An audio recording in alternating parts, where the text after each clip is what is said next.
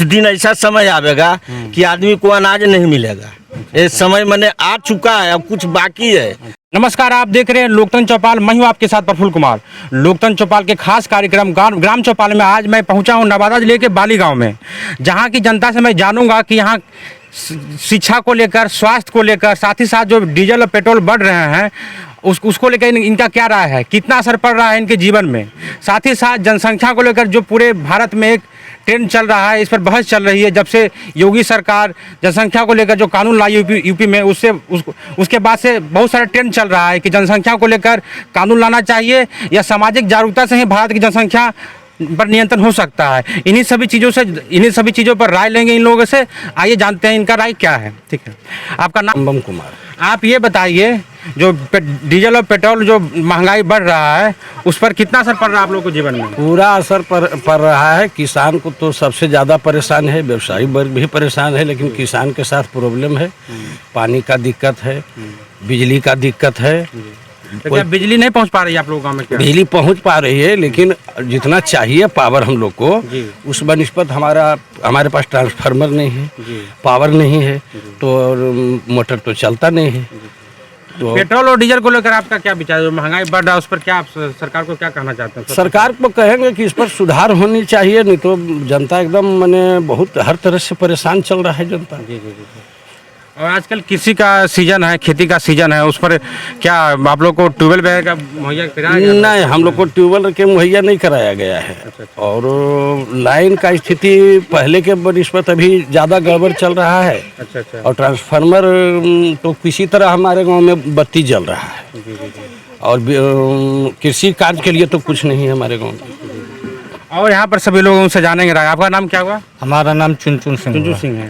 तो आप ये बताइए कि स्वास्थ्य को लेकर कोरोना महामारी चल रहा था, तो ग्रामीण इलाकों में स्वास्थ्य की सुविधा कैसा था आप लोगों को? ग्रामीण इलाके में हमारे गांव में स्वास्थ्य केंद्र बना हुआ है, लेकिन एक से कंपाउंडर तक नहीं रह रहा है। अच्छा। और समूचा गांव जा करके दूसरे जगह सुइया ले लिया, लेकिन आज तक बाली में सुई लेने के लिए कहाँ जाते हैं? हम सब कोई बौरी गए, कोई शाहपुर गए, समूचा गांव जहाँ का तहाँ वारसलीगंज जाकर के सुइया लगवाया। इस गांव के स्वास्थ्य केंद्र का नाम क्या है?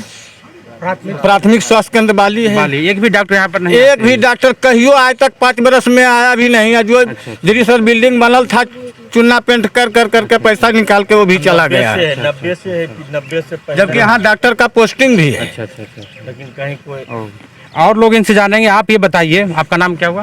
हमारा नाम बबलू कुमार हुआ। आप ये बताइए कि शिक्षा, ग्रामीण विकास की बात करते हैं, शिक्षा भी एक हम इसमें माना जाता है ग्रामीण विकास में। शिक्षा को लेकर क्या हकीकत है ग्रामीण इलाकों में बिहार? शिक्षा तो यही हकीकत है, जो नीतीश कुमार के राज में जितने भी शिक्षक बहाल हुए हैं, उनको शिक्षक भी लिखल ब्लैक बोर्ड पर नहीं आता है। जी। यही है शिक्षा का स्थिति अभी, अब विकास है। और उस शिक्षा के लिए कॉलेज वगैरह है कि नहीं आपके गाँव में? हाँ, हमारे गाँव में कॉलेज है। अच्छा। कॉलेज प्रोफेसर वगैरह आते हैं? हाँ, वो सब तो विद्यार्थी नहीं आते हैं, तो प्रोफेसर तो ये करते हैं। अच्छा, यही हाल है यहाँ का।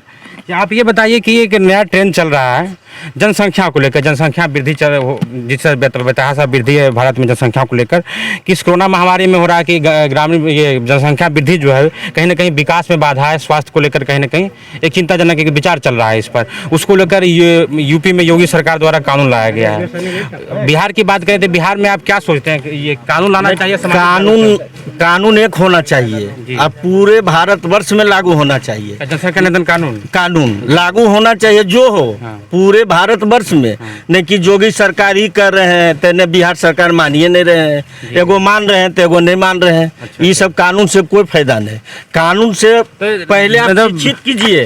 हर एक आदमी को, हर एक महिला, हर एक पुरुष को पहले शिक्षित कीजिए आप, कि स्वयं वो अपने कानून बन जाएगा। अब एक राज्य में उन्हें लागू कर रहे हैं, अब बिहार में कर रहे हैं नीतीश जी, हम इसको नहीं मानते। ये बताइए कि देश राष्ट्रीय स्तर पर क्या कानून लाना चाहिए, राष्ट्रीय स्तर पर सामाजिक जागरूकता चलाना चाहिए? नहीं, सामाजिक जागरूकता लाना चाहिए, कानून से कुछ होने वाला नहीं। कुछ नहीं होने वाला है। जी। अब ये बताइए कि महंगाई बढ़ रही है, पेट्रोल और डीजल के दाम बढ़ रहे हैं, उस पर आपका क्या विचार है? इसमें तो कुछ कुछ दिन ऐसा समय आवेगा कि आदमी को अनाज नहीं मिलेगा। ये समय मैंने आ चुका है, अब कुछ बाकी है, थोड़ा बहुत अभी बाकी है। इसे एक डीजल का दाम बढ़ा, उस पर सारा सब कुछ का दाम बढ़ेगा। महंगाई, करुआ तेल 200 पार हो गया है। स्थिति जो है ये तो भी है कि जैसे अभी भाड़ा है तो भाड़ा वार्षिकगंज का 5 रुपया भाड़ा था, अभी 30 रुपया देता है। 3 से बाजार नहीं जा रहा है। ट्रांसपोर्ट का चार्ज भी बढ़ गया ना, एकदम काफी मनमाना ले रहा है। कोई तो नियम कानून नहीं है, कुछ कानून नहीं है यहाँ, तो सरकार एकदम फ्लॉप में चल रहा है। कि 1 किलोमीटर पर इतना लगेगा। मतलब बेतहाशा वृद्धि और उसके कुछ नहीं, इस पर कोई सरकार का है ध्यान। आज भाड़ा यहाँ है 9 किलोमीटर है, लग रहा है 30 रुपया। डीजल के भी भाव बढ़ेगा 1 रुपया, तब भाड़ा में बढ़ेगा 5 रुपया। लीटर में 1 बढ़ा, आई बढ़ेगा 5 रुपया। तो कहाँ है, कोई व्यवस्था तो है नहीं, अस्त व्यस्त कोई माने सुनने वाला है नहीं, अथी करने कहीं वाला नहीं जाइए और रोड जाम होगा, भाड़ा ले तो तुरंत FIR होगा, बेल होगा हाई कोर्ट से। यहाँ बेल नहीं होना है, सीधे पहले अब 5 गो हम चर्चित है, 5 गो मुदाले बना दो, बस यही तो है। और यहाँ पर आप बाबा, आपका नाम क्या हुआ? रामनंदन सिंह। क्या करते, खेती उती करते हैं कि नहीं? यहाँ किसाने तो है। क्या खेती को लेकर सरकार द्वारा सुविधा कुछ दिया गया है कि नहीं? कोई सुविधा नहीं है, कोई सुविधा नहीं। कोई सुविधा नहीं है सर। और खाद उद को लेकर क्या है, मिलता है सही पूर्वक खाद की नहीं? खाद भी नहीं, खाद के लिए तो जिस सबर मिला 2-4 रोज, उसके बाद न यूरिया है न DAP है, कुल ब्लैकिंग हो जाता है। वो सरकार को ब्लैक से सब हाँ, यहाँ कुल ब्लैके में है। अच्छा अच्छा एक भी किसान खाद नहीं लाया, गांव पीछे 2 गो 4 गो लाया, बाकी ऐसा ही। तो किसान क्या करेगा सर? किसान तो इतना त्रस्त है कि कहना बड़ी मुश्किल है। और सिंचाई के लिए बिजली वगैरह की व्यवस्था है कि नहीं खेत में? बहुत कम नहीं, वो तो नील है, वो बाली में यहाँ कि पूरे प्रखंड में नील है। वो अच्छा अच्छा एक स्टेट टेबल है, वो भी सर खाता नील है। अपना अपना बोरिंग जो कराया हुआ है, वो भी बेचारे डीजल से अथी कर रहे हैं। कोई वहाँ कोई सुविधा नहीं है, न ट्रांसफार्मर है। जब सर बहुल बत्ती भरने में ट्रांसफार्मर फेल हो जाता है तो चलेगा ना मोटर। यही तो नीतीश जी। और यहाँ पे बहुत सारे युवा हैं, उनसे जानेंगे कि उनका राय क्या है शिक्षा को लेकर, जनसंख्या नियंत्रण को लेकर क्या राय है। आपका नाम क्या हुआ? मेरा नाम सुधांशु कुमार हुआ। आप ये बताइए कि शिक्षा को लेकर क्या है, बिहार का शिक्षा व्यवस्था कैसा है आपको? बिहार का शिक्षा व्यवस्था जब से लॉकडाउन लगा है तब से चौपट हो गया है। सरकार कुछ भी नहीं कर पा रही है इस पे। पहले बोलता था कि ऑनलाइन यहाँ क्लास चलता है या फिर डिजिटल इंडिया होने जा रहा है, उसके चलते आप स्कूल जाइए, स्कूल में जाके वहाँ पे मतलब ऑनलाइन क्लास होगा, लेकिन यहाँ कुछ नहीं है, बिल्कुल जीरो हो चुका है। और नीतीश जी का सरकार ऐसा है कि जब से नीतीश जी का सरकार बना है तब से बिजली ये क्या कहते हैं शिक्षा एकदम बिल्कुल चौपट हो चुका है। हमारे यहाँ ऐसा शिक्षक को व्यवस्था किया गया है, ऐसा शिक्षक को बहाली किया गया है जिनको नाम लिखने तक नहीं आ रहा है। पूरा स्कूल का नाम अगर इंग्लिश में दे दिया लिखने के लिए तो वो भी लिखने के लिए नहीं आ रहा है। हमारा बिहार का शिक्षा व्यवस्था यही है। जब शिक्षक ही नहीं मतलब एजुकेटेड हैं तो फिर विद्यार्थी का उज्जवल भविष्य क्या हो सकता है। और रोजगार, ठीक है, बेरोजगारी की समस्या पूरे भारतवर्ष में है। खासकर बिहार की बात करें तो बिहार में प्लान कोरोना महामारी में देखा गया कि किस तरह से लोग प्लान करके बिहार आ रहे हैं, ठीक है। तो रोजगार को लेकर क्या कोई युवा लोगों के लिए कोई है स्टार्टअप? देखिए आप बात किए प्लान का, तो प्लान में बहुत लोग आए, बाहर से बहुत लोग आए। प्लान के नाम पे यहाँ पे सबको पैसा भी दिया गया, लेकिन पैसा गांव तक नहीं पहुँचाया। जो बात है ऐसे नहीं, रोजगार के लिए बताया जा रहा है कि स्टार्टअप किया जा रहा है, स्किल इंडिया की बात कही जा रही है। बिहार में प्रोग्राम कौशल विकास योजना चल रहा है, तो ये सब क्या हकीकत क्या है? कौशल विकास योजना का मतलब योजना चल रहा था, ठीक है, लेकिन वो भी बंद हो चुका है। बंद हो चुका है जी। उसको कोई फायदा, युवा लोगों को कोई फायदा मिला उससे कि नहीं? कोई फायदा नहीं। बोला गया था कि कौशल विकास योजना के तहत अगर आप लोग ट्रेनिंग करते हैं तो इसके चलते वहाँ पे वैकेंसी भी आएगी, लेकिन कोई वैकेंसी नहीं आई अभी। कोई वैकेंसी अभी तक नहीं है। जी जी।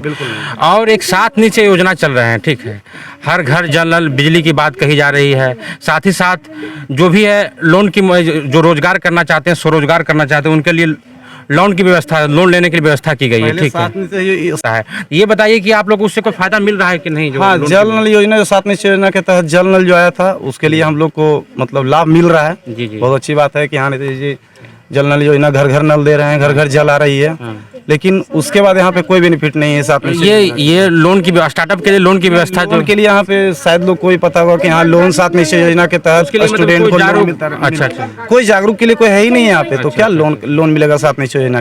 रविशंकर प्रसाद हुआ।